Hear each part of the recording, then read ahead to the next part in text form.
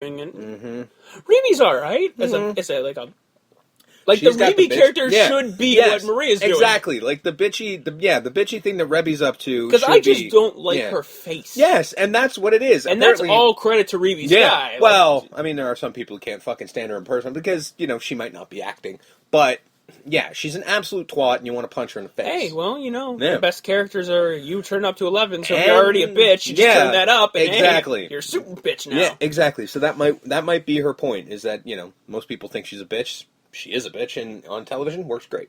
There you go. And that's her brother-in-law, so the chemistry's there. Yeah. He's probably pissed at her about something. So, there you go. Yeah. That they basically go back and forth about Matt. Yeah. It continues the Hardy thing. It does. And the main event was Mike Bennett and EC3, and it was a solid main event, given time. Mm-hmm.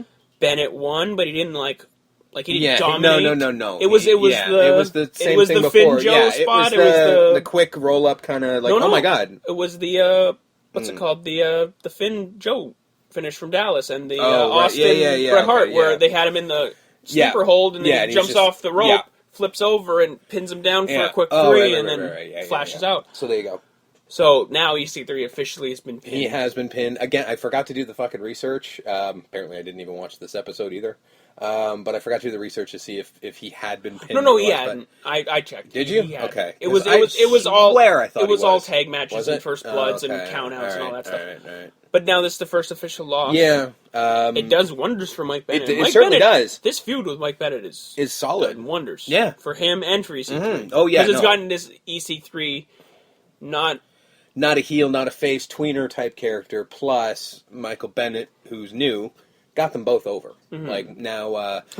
to be honest with you, I keep looking at this EC3 character going, this is what WWE wants Roman Reigns to be so hard. I know. This character. Yes. But Roman Reigns has no personality. This guy's who's kind of a dick. Yeah. But not a good guy, not a bad guy, but the guy. Like, really, it's that the same is thing. the EC3 That's exactly character. what they're doing, yes. Problem is, EC3 Plus, they give is him a a good cool character. moniker, like Josh Matthews called him the ass-kicking machine. Yes.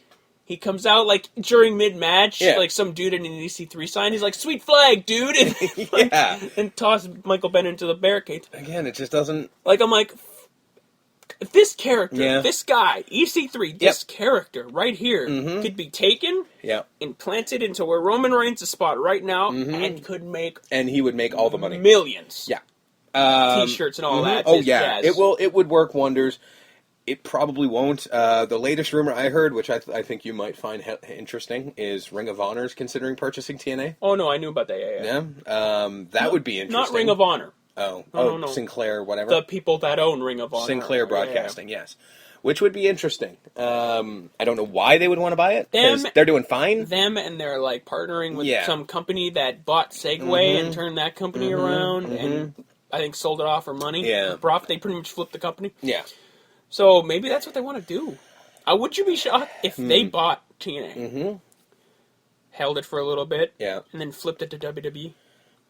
No, I wouldn't be surprised. At this point, it's got to cost, 50 cents in a pack of gum? Because there's the thing. They'll buy it, do a little bit with it, shine it up, and then sell it off to WWE. Yeah. And they'll make a profit. Yeah, because WWE will pay big bucks for the... If WWE... I guarantee you WWE's looking into making an offer right now. Because they want Dixie Carter will hold on. Oh, she will. For dear life. Yep. WWE will never buy us. Yep. But if they're bought by another company... Sinclair buys them and then sells them to WWE, she doesn't get minority. Yeah. She gets... Well, she wants 51%. So she's never getting that. But if it happens and she doesn't get control of the company, she gets maybe 49%, and it's not up to her... Then, they'll flip it to WWE, no problem. Exactly. On a profit. Yeah, they absolutely will. And I guarantee you, that's what they're looking at it. Being like, we can't do anything with the brand, because no offense to them, they've shit on the brand. They will take it and they'll put it on, I think there's a tennis network right now that they have that they're going to change to America Sports or something, and then they might put it on there. So then put it on there for a while. Like I said, this could be a year, 2 years down the line. Oh, yeah. And then they'll be like, WWE, now we want the tapes. This is not going to be like, if it was bought, it would be sold in a week. No, like, we're talking a few years down the line, especially when they push Dixie Carter out, which is stopping WWE from buying them. Because I guarantee you that's what it is. I guarantee you it's Dixie Carter stopping her out. But once she's gone, somebody will, whoever owns it by that Vince point... wants those tapes. Of course he does. That's all he wants. About... the name doesn't mean shit. He wants the tapes, because the tapes mean more buys on the WWE network. That and the fact that He's got half the roster now. An AJ DVD, a Samoa Joe DVD, an Austin Aries DVD. If Eric Young becomes something, an Eric Young DVD. If Bobby Roode becomes something, if he does sign with WWE, a Bobby Roode DVD. If he gets the Hardys back, he's got 2 fucking DVDs right there. You know what I mean? And plus, you can now mention I went to TNA. I've started in TNA. You can say that and nobody will shit. The Dudleys fucking shit. Even though they put out a DVD, they could put a match DVD out for them. There's so many things that they could do with that. And they know it. Like, there's millions of dollars to be made just on those tapes. For DVD sales and network sales. Yeah. Just on the tapes. They would stand to make a massive profit. That's how McMahon made his money, right? Yeah, that's exactly what he did. Tape. Yeah. Tape and stealing wrestlers. Pretty much. And that's what he's doing now. He's got the stealing wrestlers down to a science again. So now all he's got to do is get some tapes. They're so good, they don't even need to steal talent anymore. Yeah. They're like sirens to fucking sailors at sea. They're just this beacon, and they're like, oh, what's going on over there? Well, that's kind of what's happening, and that's the thing, really, people need to stop complaining when, WWE's poaching the talent from Ring of Honor and fucking New Japan. It's just like, what do you expect them to do? They want to go to WWE because they make money. Yeah. They just recently released how much the top 6 talent in WWE is making per year. Yeah. They would want to go there. Fucking, like, I can make how much? Yeah. I mean, I don't even know if it's per year, but they just literally said, well, here's what the top stars are making. The lowest one on this list was Dean Ambrose making $1.1 million. Like, yeah. And all he's doing is sitting there with a fucking plant. And he's got a ficus named Mitch. Come on, man. Like, that's fucking money. It is the funny thing, because I also hear that, like, because these lower tier wrestlers get tweeted all the time, don't you feel bad that you're not being pushed? And their response is always, I don't feel bad when the check clears. Yeah. And, like, that's the thing. You want to see the zeros? I can show you the zeros. I'm fine getting pinned every day, all day. I can't remember why it came up, but fucking, I think it was, what's his name? Who is underutilized? Tyler Breeze. That's what I'm talking about. Somebody tweeted Tyler Breeze, and he's just like, I don't complain when the check clears, man. Because you know how much money I'm making to fucking have a great match on Superstars? I know you don't watch it, and most people don't, but I'm making money on this shit, so I don't fucking care. Yeah. I'm doing what I love, and I'm making money doing it. I'll move on with my life, Just because you're not happy, that's your problem, pal. Hey, I want to be World Heavyweight Champion. Chances are, with this gimmick, probably wasn't going to happen, so I'm happy where I am. And that's kind of the thought process. Like, there's only one asshole I can think of and he got sent home for it, is fucking Ryback. He just got sent home. I know. We'll talk. I guess we could talk about that right now. Either way, on the TNA tip, Sacrifice, as much as we kind of dismiss it, was actually a solid show. It was solid wrestling. Even from the women, again, we talked about like the no Gail Kim Rosemary was which great. I thought was interesting. Yeah, it was a little weird, but you know what? The X Division thing that they're trying to do is boring. So who cares? But overall, TNA Sacrifice was actually a pretty solid. Yeah, it was. It was solid for what it was. And I guess we'll get through Lucha quickly, and then we'll get to WWE. Yeah. So Lucha, you got Cage in a Cage. Yeah. I hesitate to even talk about this episode. I just want to say go fucking watch it, because it was fucking awesome. Oh, start to finish. Yeah. So I hesitate to talk about the matches and shit. I was thinking about it, and I'm like, what the hell am I going to say other than, seriously, Cage in a Cage, it was fucking awesome. And then the fucking Trios tournament concluded, and it was fucking awesome. Well, talking about people that could be poached, I mean, I don't think... Yeah. Johnny Mundo's happy where he is. Yeah, he's not going back. John Hennigan is all right. Yeah, he's fine. He had his stay there. In all fairness, his name is probably going to get him more than he would in WWE at this point. You know, his 900 But a guy days. like Cage? Dude. This guy's money. 5 years. Guaranteed. Within 5 years, if he's not WWE champion, I'll be shocked. This guy's going. The athletic ability, the body on him, right? Like, he's McMahon's wet dream. Yeah, he's Vince's wet dream. He'll be there soon.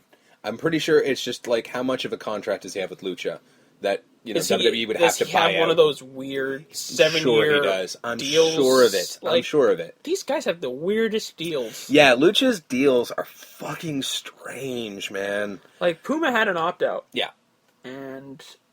But I think he was seen at the tapings. I don't know. I think he's okay just because they're letting him do everything else. Because, Puma / Ricochet is kind of a little busy. So I think because his like, their taping is pretty fast. I will give him that credit. It's not that long a taping.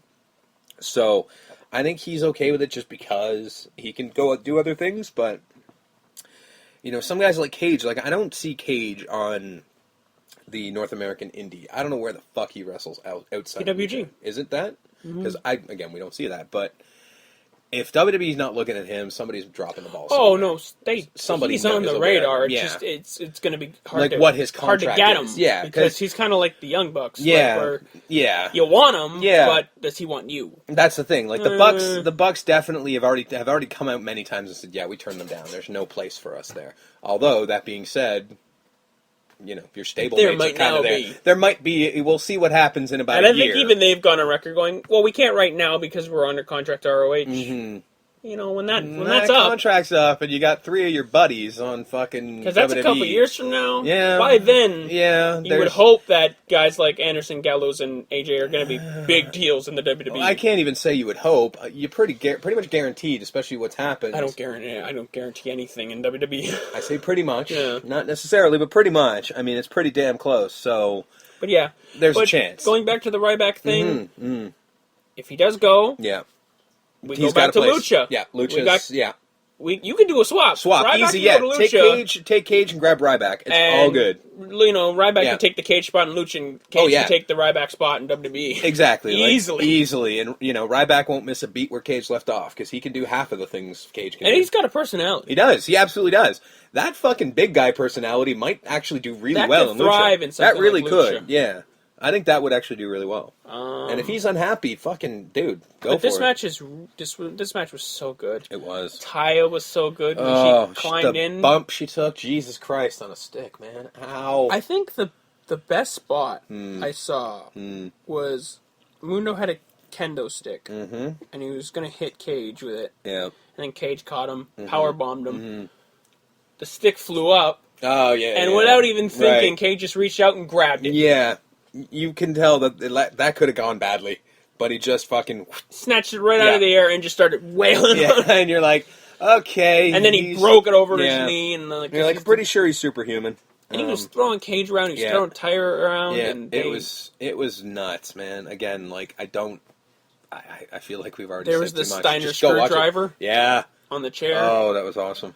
So he gets a medallion, so good for him. Yeah, but seriously, go watch that. No, you need to watch this episode. This was one of those, like, you immediately have to see it. If you don't, you're missing out on life. But these are, I keep saying, these are one of those episodes where you're like, what's Lucha Underground? This is the one, yeah. Because it also wasn't too heavy on the storyline aspect. Yeah. Which I was kind of angry because I didn't get to see what's happening in the world of the fucking co-ops. But, Dario promo quickly comes out of his office saying, okay, trios match is happening, and Helico's not here. Yeah. No reason given. No, he was going to the hospital. Yeah. That's all they said. Evilise and Son of Havoc still have to defend, so it's going to be trio, duo. Which I actually liked because I kind of knew going in, unfortunately, the outcome. Somebody had actually sent it to me, and I was like, dude, you don't even watch this show. Why are you sending this to me, asshole? So I was sent what was going to happen, and I'm like, okay, so I knew that the underdogs weren't going to win, so I'm like, this is a good way to do it without them losing face. Who won wasn't surprising. Yeah. No, not in the slightest, but we had Cortez Castro, Joey Ryan, Mr. Cisco versus Evilise, Son of Havoc versus Jack Evans, PJ Black, and Phoenix versus Dragon Azteca Jr., Rey Mysterio Jr., and Prince Puma. Yep. So instead of 12, it's 11. Because then Helico wasn't there. Yes. But like I said, nobody does busy quite like Lucha. They got it down to a science, man. And it was literally like, it wasn't like one guy, or I guess in this case, one guy, one girl. No. And then you tag in and out. No, every team is represented in the ring at all times. And it's a 4-way to start, then a 3-way, and then a 1-on. Yeah, and then a 2-on-2, and then or 3-on-3, I guess. It was so fucking good, man. Oh my god, it was just like, this is one of those things where we can't explain. There's too many spots to say, but like, I mean, everyone flew everywhere, and everyone had a moment. Yeah, which is what I love about Lucha. It's not like in these fucking crazy multiple people matches where you get lost, where there will be people who just don't get a big spot. No, everyone had a spot, whether it was a move or just Joey Ryan trying to hit on fucking Evilise, and Evilise having none of it. Exactly. And she slapped the taste out of his mouth and shit like that. Like, that was really, really good shit. So, it was such a great match. So Cortez, Ryan, and Cisco go out first because of the bickering between Ryan